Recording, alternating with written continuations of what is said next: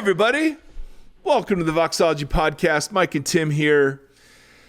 Man, you guys are the best. Just want to say thank you. We had an incredible event in Nashville, and we'll fill you in more as we sort of process it and reflect on it. And actually, we're recording this before it happens. So I'm pretending that it's great. It probably will be. We're just going to manifest that. But I'm going to speak it into existence. Yes. There you go. Jesus, take the wheel. There it is. I've spoken it into existence. Ladies and gentlemen, today we have, I don't know what it is, Tim, but we've been on fire with interviews lately. I'll tell you what it is. It's you. Well, I don't know about that, but here's the great thing, Tim. There's so many great things, but one of the great things is that, so books come out and I'll buy a book that looks interesting and then go, I wonder if this person would be a good person to interview. And boom, it turns out they are. And boom, they come on our show. And so this is the case with Dr. Matthew Lynch, who, what a great guy. But he just wrote a book called Flood and Fury.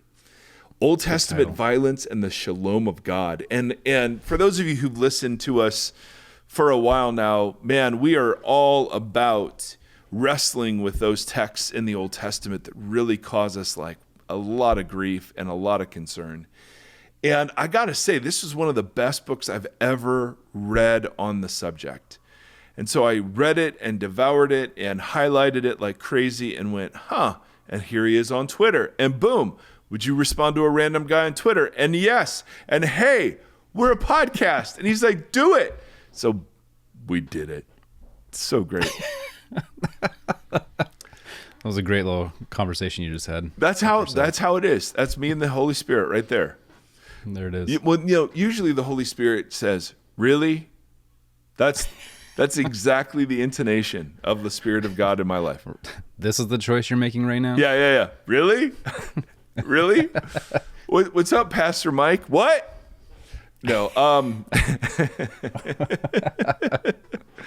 But we've got so much more revelation to get to, but we keep getting into these great conversations, and they're just so fun and fascinating.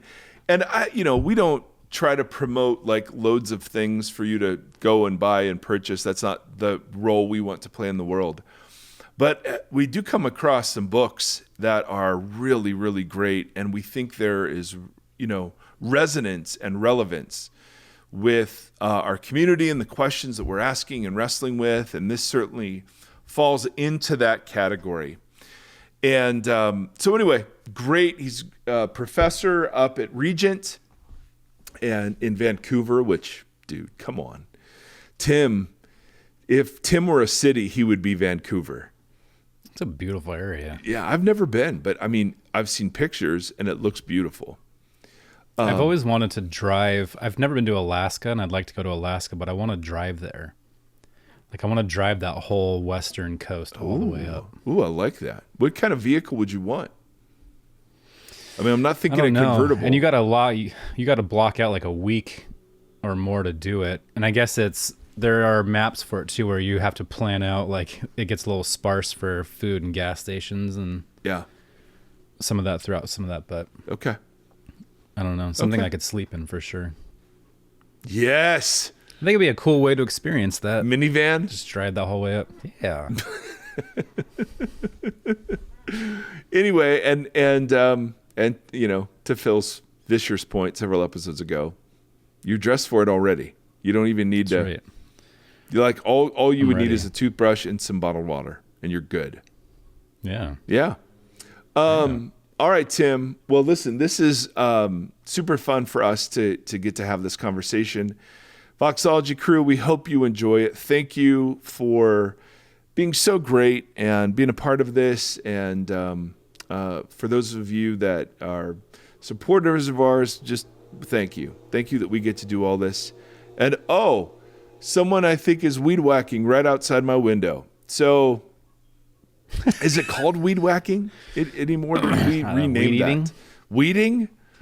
Where did we ever come up with? Does anyone else call it weed whacking? Is that a Midwest thing? What do you No, I call think that? it's a mafia thing, right? Like, Ooh, you whack them? and they go whack that guy. Yeah. Oh, that's so good. Look, dude, you were just channeling Joe Pesci right there. That was amazing. Anyway, brothers and sisters, till next time. Thanks. Speaking of violence.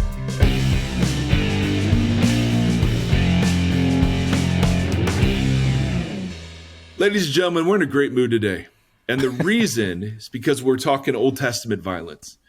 It's one of those topics that we keep revisiting because it's so profoundly interesting, perplexing. We struggle Confusing. with it. What? Amusing?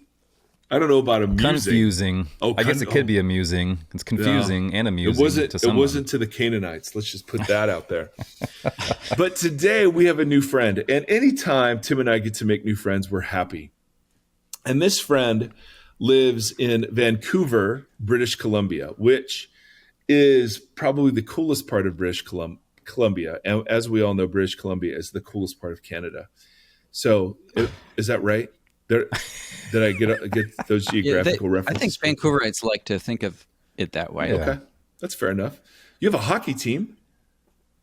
Yeah. It's definitely And the so I hear. prettier side of Canada. We honeymooned on the other side. Whoa, It's not as pretty. hold on. Where did you Like honeymoon? all the way on the other side? or Barrie, just sort of- Ontario. Okay. Can I ask you? Can I ask you a question? Can I ask you a question about that, Tim? Yes, please. So I think when every little girl dreams about her wedding, and She thinks you Barrie, sit down- Ontario. yeah. How did that get pulled off exactly? Well, we didn't have a lot of money, and so it was like we could go somewhere extravagant for like one night. yeah. Or we could go to Barrie, Ontario for like a week. And so we chose time over destination. Okay, that's fair. Is there anything in Barrie, Ontario? A lot of farms. I mean, you could have gone to Ohio for that. We have an Ontario. We wanted to go international. Yeah, that's fair. I think so. Matt, where did you grow up? Oh, and by the way, this is Dr. Matt Lynch. He's written a book called Flood and Fury, and it's freaking awesome. It is a great book. The subtitle, and this is what sold me. I mean, Flood and Fury, great title. Also the name. I was going to name my two children that, but the subtitle, Old Testament Violence and the Shalom of God. I'm in all day long. But before we get to violence and shalom, where'd you grow up, Matt? I grew up in eastern Pennsylvania, about 15 minutes from the Delaware River. Ooh. So about an hour north of Philly in kind of a historic area, but it was being overrun by the suburbs of Philadelphia. So it was like a small town that was being overtaken by developments as I grew up, Yeah. and then eventually it was swallowed. Oh, Swallowed whole. But it has a lot of colonial era, architecture still around. Pennsylvania fieldstone, they clear the fields and then build houses out of them. oh, nice. It's a very rocky state, Yes. at least that part of Pennsylvania is. Were you? So if anyone's ever hiked the Appalachian Trail in Pennsylvania, it's like the ankle twister state. That would make So a good many license plate right there. Absolutely. Welcome to the Ankle Twister yeah. State. Where did you go for undergrad? Cairn University in Philadelphia. Boom. Keeping it close to home. Yeah. Love that. Do you still have family? Although I went my first year, actually was at a wilderness campus they had in Wisconsin, northern Wisconsin, Cable. That's what I'm talking about. What does that like mean? the very northwest corner. What is a wilderness What's that? campus? Well, it's it had 30 students, just a sort of 1 year experience, outdoor focused. Sounds Like I got amazing. credit. I got college credit Come for on. cross country Come skiing, on. skeet shooting, Wow. Good Lord. and gymnastics. Oh. Do they have I a went to the PhD wrong program? college. Yeah. Yeah, is that program still there? That's amazing. No, it folded. But no, it was a wonderful sounds experience. amazing. Really that sounds formative. and- incredible. So kind of a gap year plus a wilderness year plus your first year of college. That's pretty awesome. Yeah. Essentially, it had the feel of a gap year experience, although you're getting credit because you're taking classes along the way. It's amazing. But yeah, we I participated in the American Birkebeiner cross-country ski race, Whoa. which is the largest cross-country ski race in North America. I didn't know we were getting a celebrity Norwegians here. come over and everything. Dang. That's pretty impressive. Yeah, I was in like the 40th wave that went out, but these Norwegian guys that came over for it, I mean, they were Just insane. glide. The Norwegians. What's the distance on that? Well, see, the year I did it, it was a El Nino year, and That's Spanish for it. and so Spanish it wasn't for as the much Nino. snow. So it's Sorry. 35 kilometers my year, but normally it's 52. Whoa. Okay. All right. Dang. Yeah. Yeah, that's Exercise. it is exercise. Matt, after Yeah, a you little fresh air. after you graduated, what was your degree in? Biblical studies. Oh, nice. Okay. And then you went straight to Emory, or was there another stop? No, I went to. I came up to Regent College, actually, where I'm at now, for my grad school. Yeah. For master's. Was that an MA And or then- MDiv?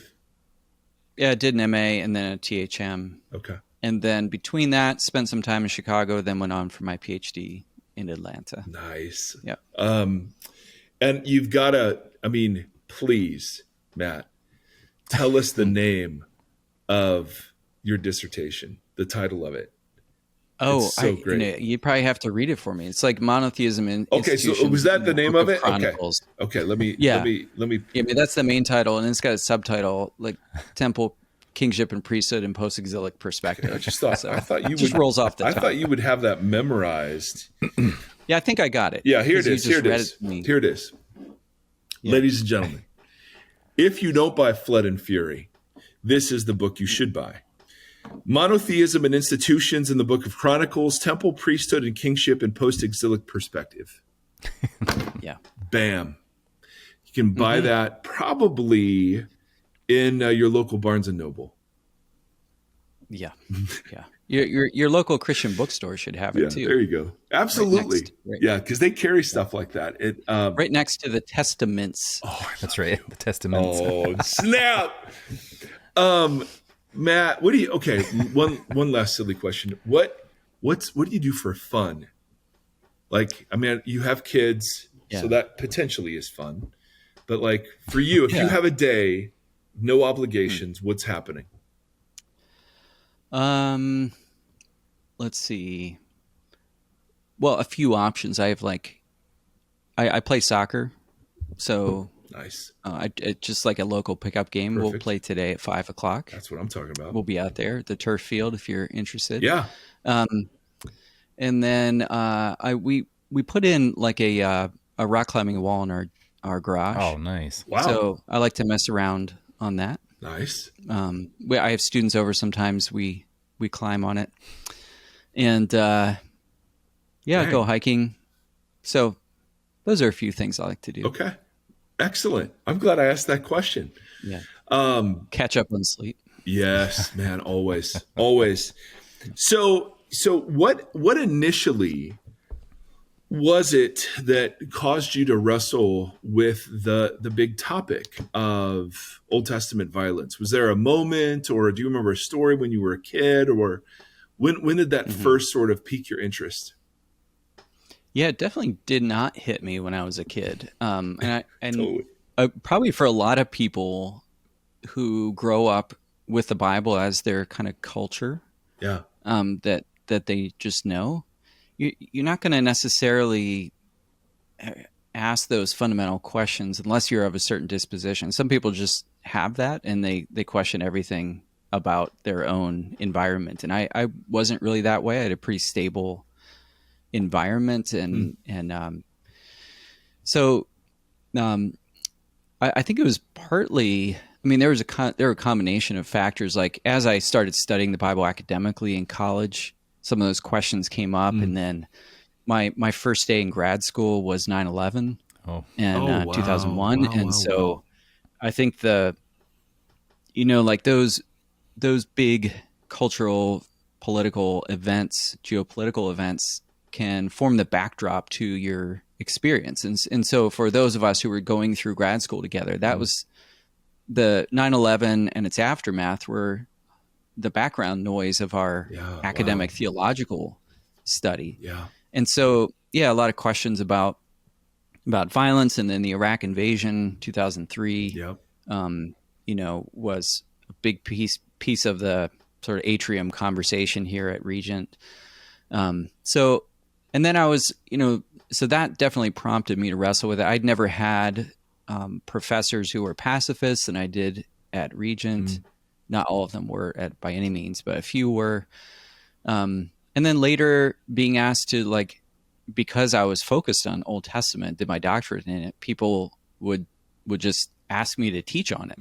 And I was like, oh, I better sort of think through this a bit more systematically. Yeah. And I can remember doing a Bible study or an adult Bible study when I was in Atlanta doing my doctorate, and someone asked me just to fill in, and they said, oh, the topic I want you to speak on is genocide in Joshua. So it was during my doctorate that I first started maybe deliberately taking notes on that subject, thinking through how would I then teach this, not just how am I thinking about it, but how to put things together a bit. And so it had always sort of been going in the background, and teaching on it just comes up in student questions. Oh yeah. So not like one event per se. I mean, maybe you could point to 9/11 being something that sort of made it unignorable. Yeah. If that's a word. Oh yeah. But that, Yeah, for sure. those were some of the pieces. No, that totally makes sense. And how some of that language was hijacked in the rhetoric leading up to the war. Yeah, absolutely. Yeah, very much so. Pardon me, man.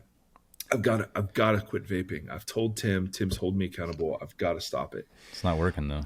It's not working. It's still there. When you began to kind of wrestle with the text, what were some of the unsatisfying ways you saw the issues of Old Testament violence addressed? I know you outlined different approaches in the book, but what were some of the things you encountered initially that you were suspicious of? Yeah, that's a good question. Part of what I found unsatisfying was approaches that were coming at the question more from an apologetics angle. Excuse me. Yeah. So when people are looking at, whether it be violence in Joshua or imprecatory Psalms or flood story, whatever it might be, and starting out with a question of how do we respond to critics, or skeptics. Yeah. And so it's often whether it be the new atheists or your unbelieving friend or something like that. I think those are often posited as the people that you need to engage with and have responses to. So I found that those approaches, by starting with that question and that audience in mind, often set studies off on the wrong foot. Yeah.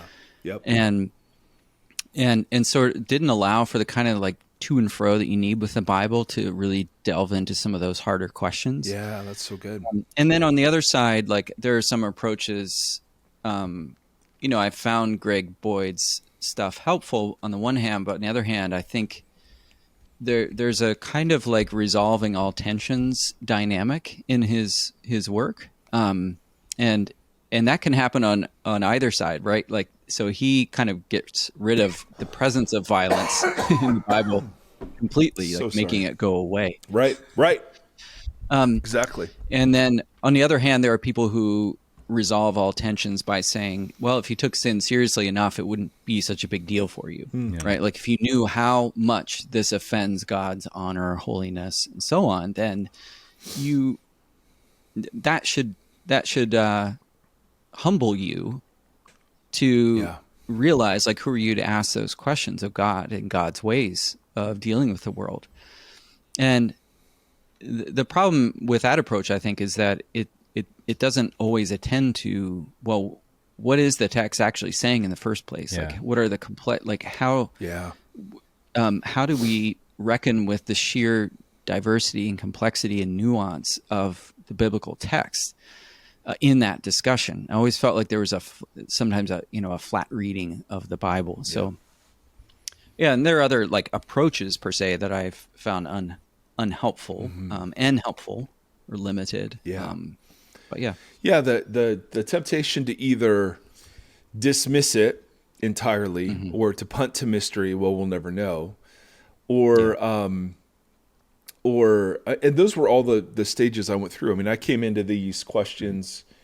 One of the first books I bought as an undergrad was a book called Show Them No Mercy, 4 views on, and I don't remember what the 4 views were. Yeah, the Canaanite genocide. Yeah, the Canaanite genocide. Yeah. But that was like, and the only reason I was reading that was for the apologetic value of being, able to have a good answer. And then you get into the text and realize, oh, it's better and worse than any of those sort of approaches sort of captured. So the first part of the book, you are wrestling with the question of the flood, and point out beautifully that how we learn that story as kids in the flannel graph isn't quite exactly the way it's depicted. What were some of the surprising twists that, I mean, I interviewing regarding a book, I want to give enough content so that people are interested, but I don't want to give everything because then they don't have to read the book. And so I'm kind of like, hey, tell us what, because you've got some really interesting stuff on the flood. What were a couple of things that surprised you as you kind of dove into the narrative that aren't normally appreciated in sort of popular level conversation? Yeah, I'll mention 2 things. Well, the first one, I actually want to go back to the kids' flannel graph thing for a moment. And I think what's interesting about reading Genesis over and over, reading the flood story and studying it deeply, is that I think there is a point at which you actually have to go back to the flannel graph and say, there's something to this reading of the story. And what I mean is, the problem with the flannel graph is that it doesn't give you space to grapple with the sheer violence of God drowning 99.999% of all creatures, right? Depending on your flannel graph, of course. I don't want to miss all flannel graph. Yeah. Throw it all under the bus, under the boat. Nice. So, Under the boat. but on the other hand, I do think that the point of the story in Genesis is not the violence. That's not the sort of message of that story that the authors want us to walk away with. And the image of all the animals preserved in the ark that you get on the flannel graph is the image, I think, the enduring image that I think the story wants us to have if, properly contextualized. So there's a truth to that image. And I think that's a clue to what the story is doing. And then it's a matter of, well, how does it get there? How does it get to that sort of happy conclusion? And how do you arrive there when you've gone through all the drowning that precedes it? So then totally. the other key thing for me, at least, is to first of all address the question of historicity. And I think there are different views on this. Personally, I think it's not a straightforward historical account. I think it's grounded in regional flooding events, so there's a sort of historical backdrop to it, but it's engaging cultural stories that are floating around, so to speak. And the question wasn't whether you're going to tell the flood story, but how you're going to tell it. And so Israel tells it through a monotheistic framework, and one of the problems of monotheism in telling the flood story is that you can't have a protagonist God and an antagonist God. One who tells Noah there's a flood coming, you better build a boat, get in it, and save the animals. And then another bad one sending the flood. But in a monotheistic framework, it's got to work with one God. Yeah. And so how do you communicate the truth of who God is through this story, which is a wonderful cultural challenge for the ancient Israelites. And I think what the writers do, and it's very creative and insightful, is they say that the antagonist is violence. And so in the lead up to the flood, there's this moment where God looks at the earth And it says, and it's playing off of Genesis 1:31, where God looks at the earth and behold, it was very good. And Genesis 6, then God looks at the earth and behold, it was ruined. Yeah. Because violence had filled the earth. Yes. And so God is looking at a world destroyed by the antagonist violence. And so in that story, that retelling of that known cultural story, God is more or less the protagonist who tells Noah to get in the ark, to build the ark, to preserve life, and so on. Now, there's a footnote there, though. You still have to deal with the fact that God also says, therefore I will destroy the earth. Mm-hmm. Okay, so what do you do with that tension, right? God looks at the earth, it's ruined, and so he's going to ruin the earth. Well, an analogy I use is a potter who is spinning clay on the wheel. And if you've ever spun clay to try to make a pot and then fire it in a kiln, you know that like if you look down and that clay is flapping all over the place, it's got holes in it, air bubbles, everything. What do you have to do? You have to return it back to useful formlessness. Mm-hmm. And so you can look at the pot spinning on the wheel, flapping with air bubbles and holes, and say, behold, it's ruined. And so what are you going to do? You're going to ruin what you're doing as a creative move back toward reforming that. Mm. And I think that's how Genesis wants us to understand God's ruining the earth. Now, that doesn't resolve all the tensions in the story, but I do think it's important to kind of think through how the story is wanting us to hear this popular cultural story. Yeah. And then it wants us to walk away and say, what does that tell us about who God is? Right? And the takeaway is God as the preserver of life. Back to that flannel graph image, right? And not the idea that God is fundamentally a destroyer. Yeah, that's the surprise. The surprise wouldn't have been that God would judge that way. The surprise would have been that God preserves. Yeah, yeah. And one of the interesting things, and I really need to wrestle with this more because I've always understood Genesis 1, that watery chaos, to be not neutral. I've always understood that watery chaos in Genesis 1-2 to be antagonistic in some way, needing to be subdued. And one of the big arguments you open the book with is that there was no violence at all in the Genesis account, unlike any other ancient Near Eastern account where the universe was always birthed out of violence.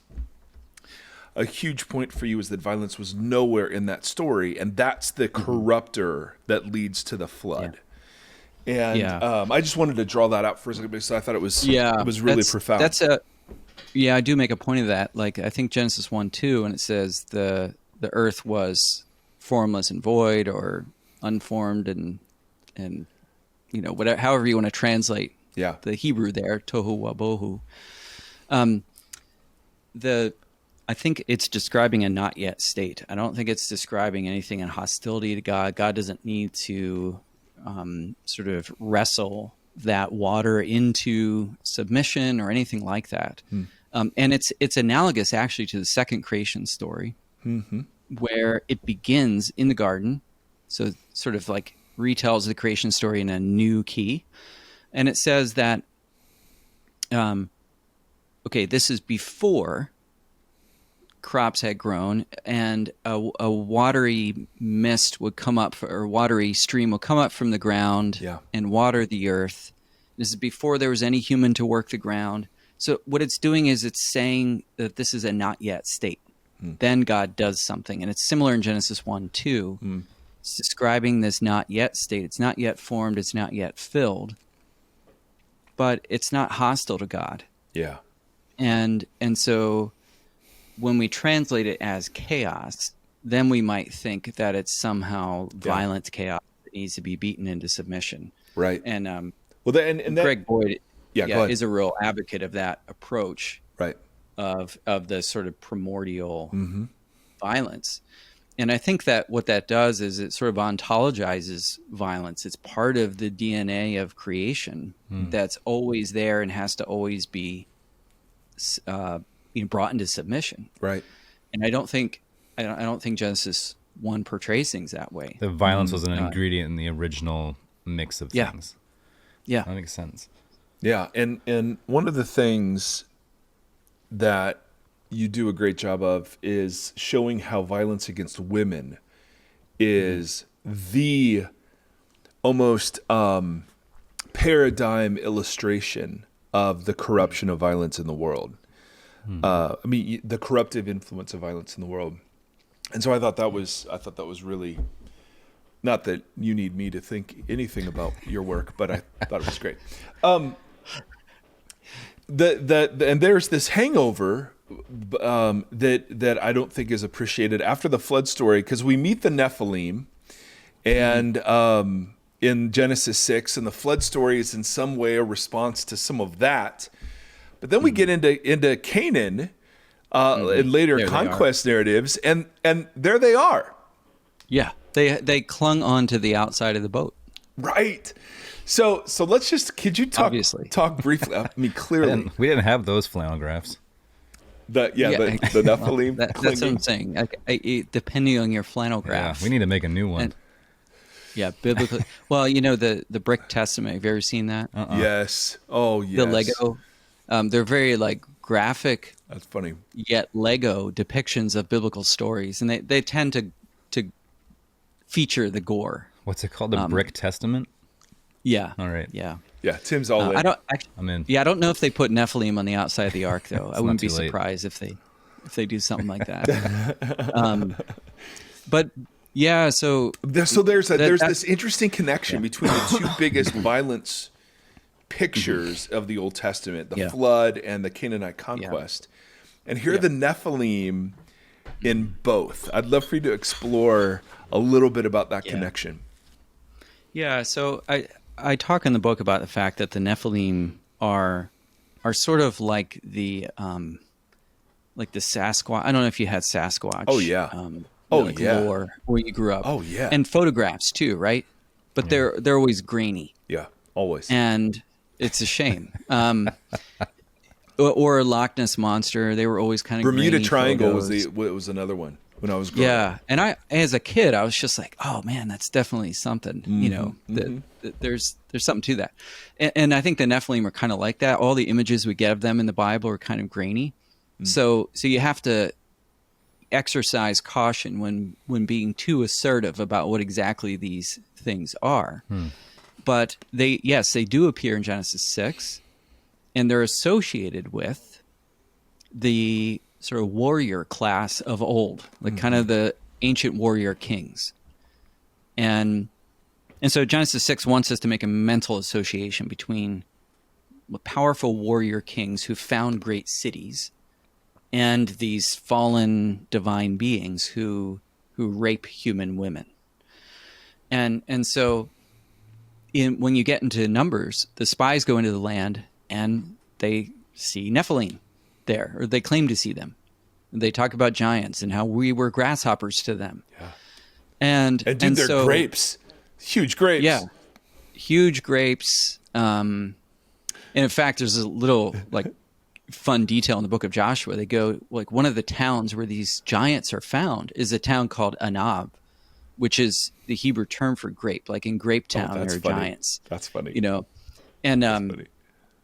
So the spies encounter these giants in the land. And then there's an interesting summary in Joshua where Joshua is summarizing the conquest in chapter 11 and then talks about how Joshua went up into the hill country and took out the Anakim. And the Anakim are offspring of the Nephilim. So just imagine like a family tree with the Nephilim at the top and then branches coming off of that with the Anakim and the Zamzumim and the Emim and the Rephaim. And there are all these other groups that appear periodically in the Old Testament that are associated with giants, but not just giants.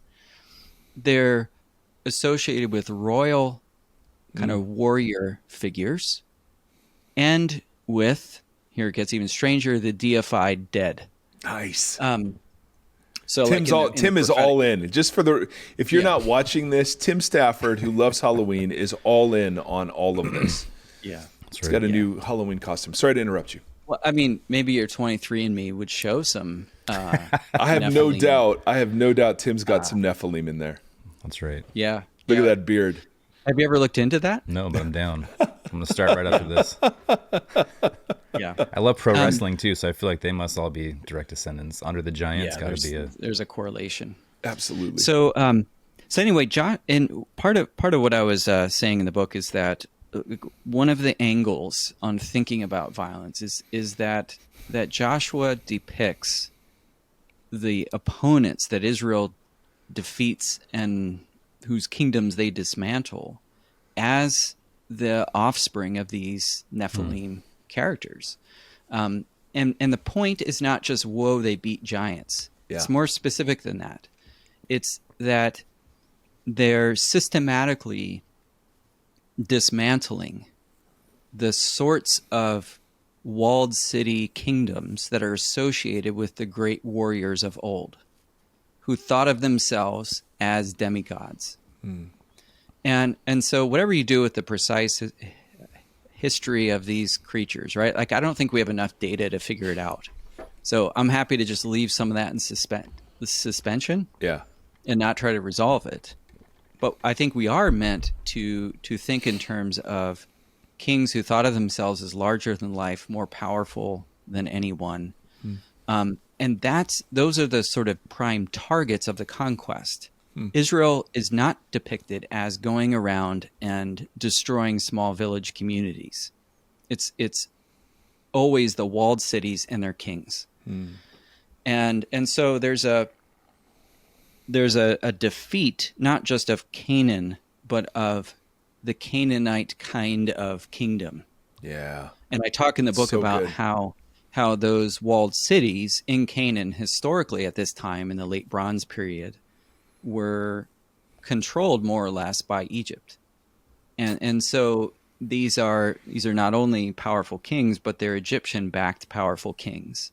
And so the conquest is a kind of Exodus Part 2. They're coming out from under the power of Egypt because Egypt's power is still all over the place in Canaan.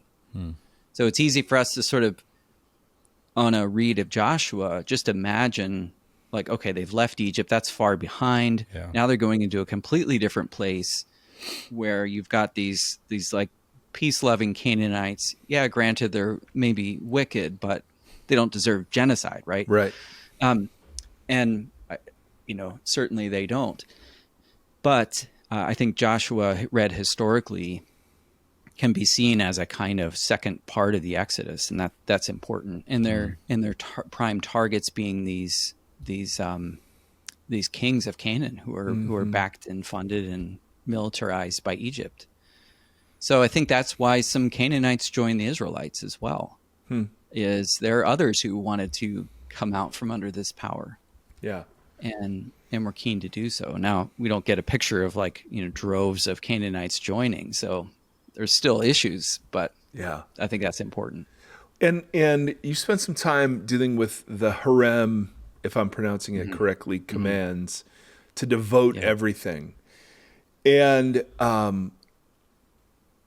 one of the things that was kind of beautiful was how you were showing how later biblical writers never understood those to be commanding genocide, but rather they were warring against idolatry or the temptation to idolatry. Could you explore the kind of the wipe them out commands through that lens?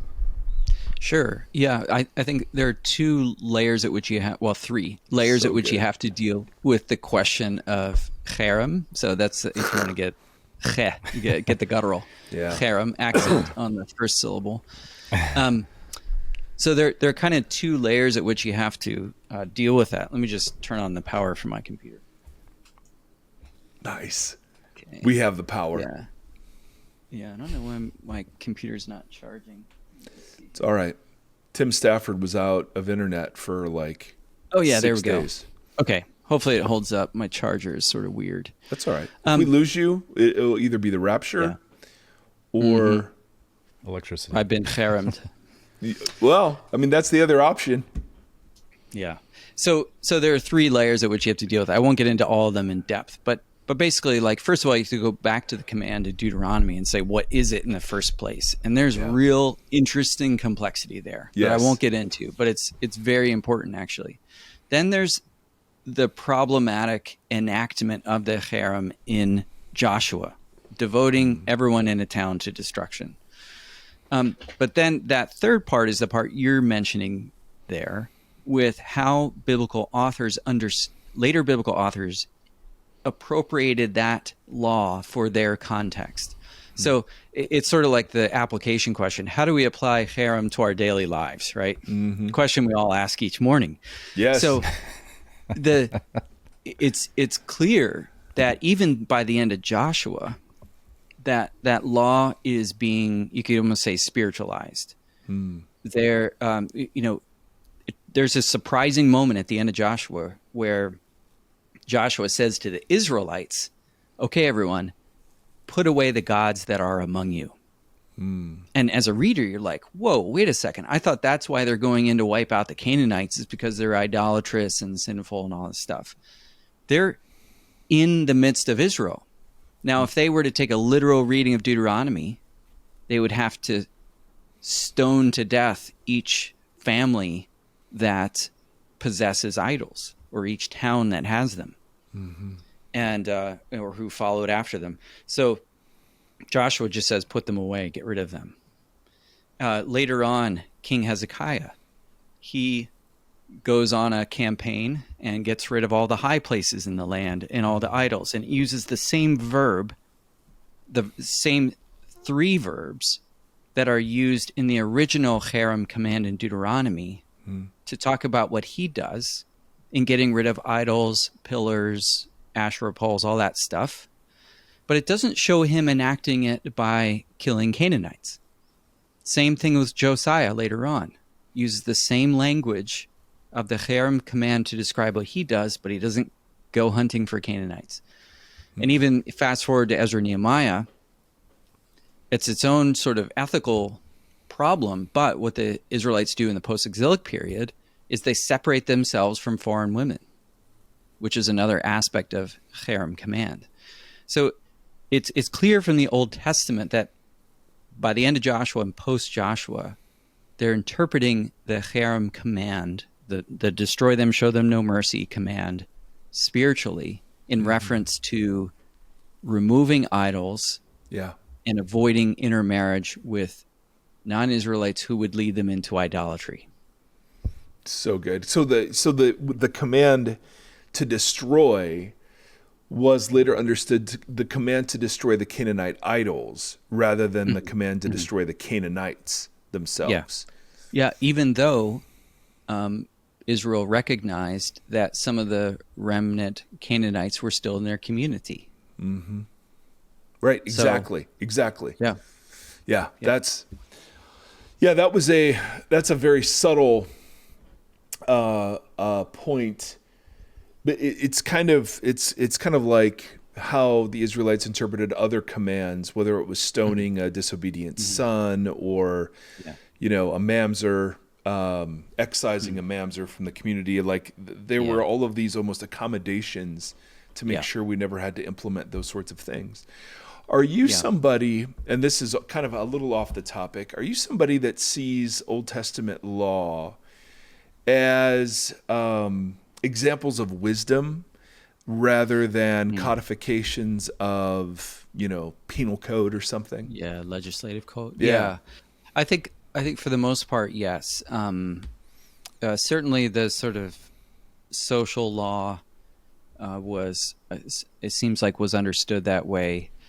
I've wondered about the degree to which Israel would have thought that way about the laws of purification and sacrifice. I know there's definitely flexibility in all this system, and so as a broad answer, yes. Like the law is is a list that's authoritative, but authoritative in the sense that a good judge should study these laws, know them deeply, and on the basis of them make wise decisions specific to their context. Right? And that's where the wisdom comes in. And not just sort of plug in law A and apply it here, because I mean that's just the way law works to some extent, is that you have to have adaptive responses. But even in situations that are identical to the one outlined in the law, I think there's still a recognition of the need for wisdom on the ground.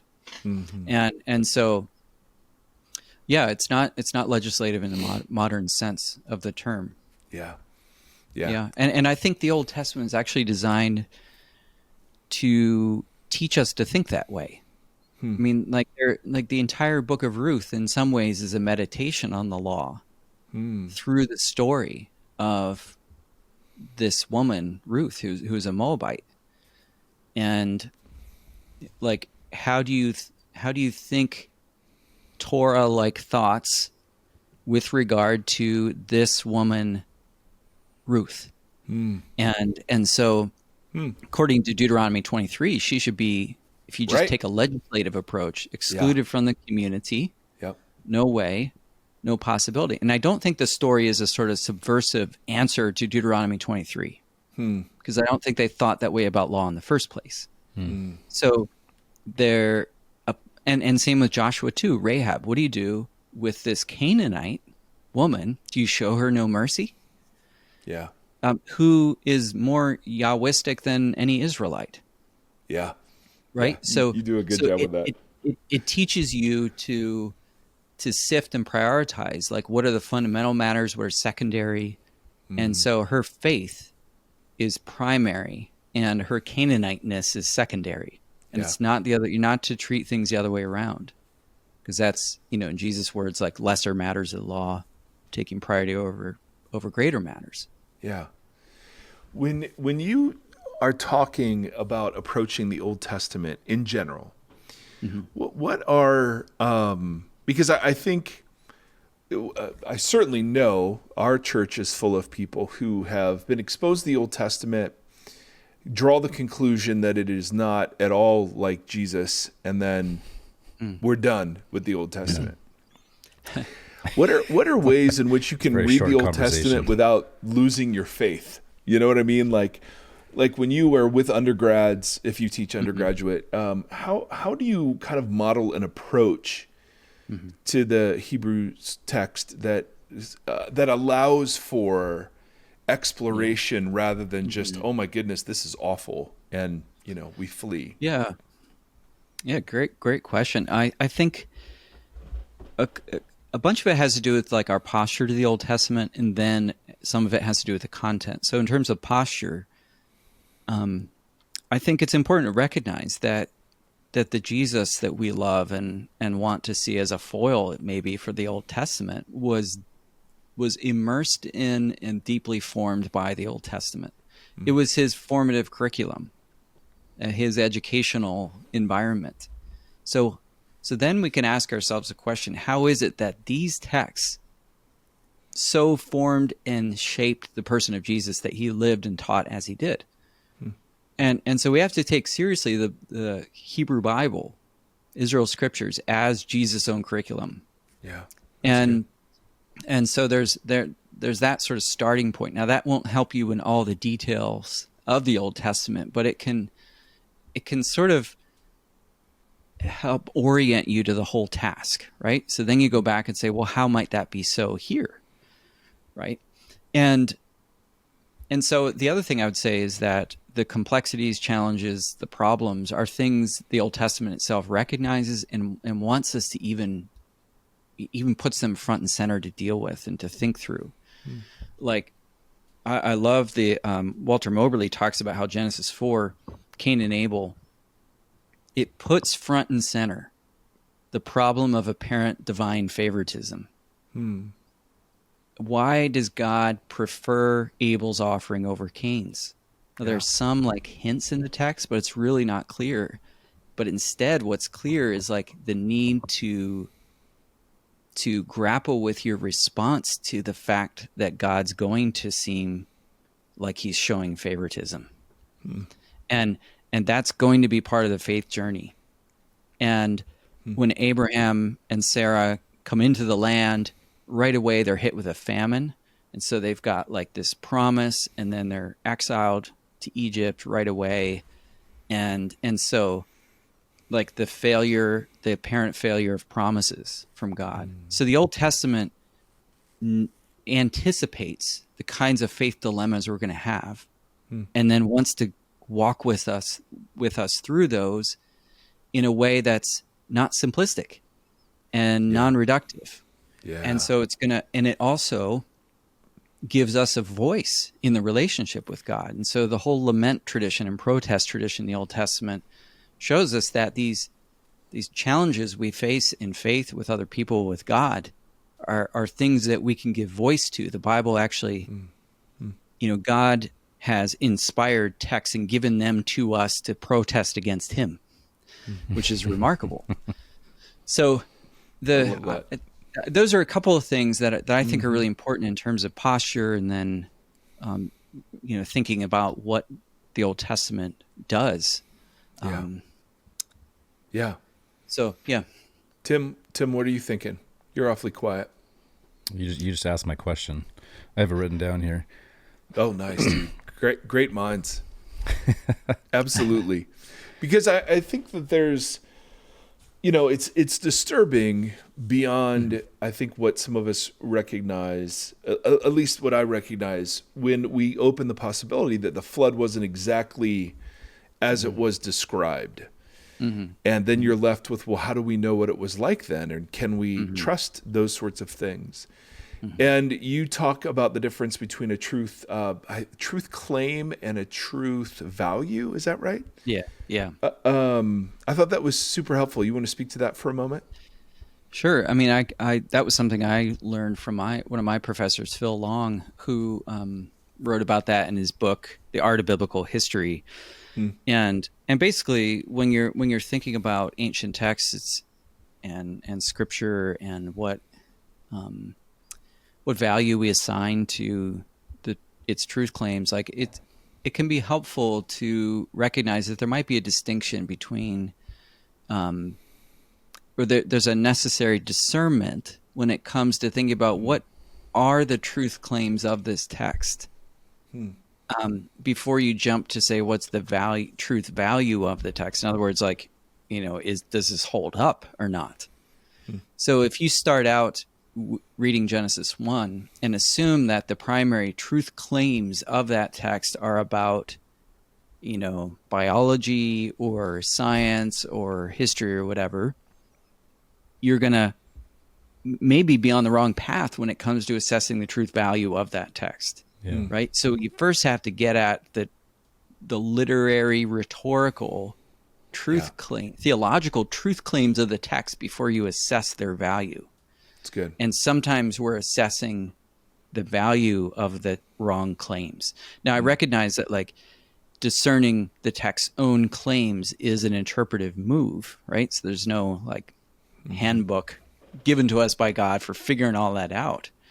But I think we can trust in God's goodness that He's given us a text that's sufficiently clear on the things it needs to be clear about, and then hold some other things lightly. And part of the task in discerning faith is knowing what's central and what's peripheral. And I think in terms of the text truth claims, before we jump to evaluate or set everything on the same level and assume that it's, every single claim the Bible makes is of equal weight in terms of whether this is a credible faith or not.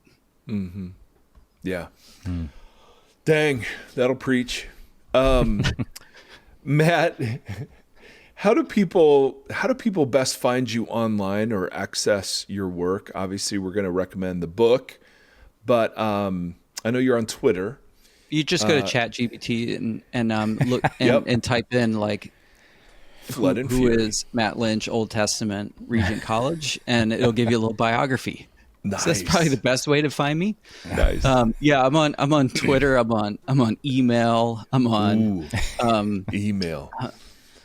I'm on How's your MySpace AOL? now. Not really. Yeah, I was gonna say, how's your AOL account? In theory, I still have a Juno account, email Yeah. account. Do you remember that? Yep. Oh yeah. Yeah. Oh yeah.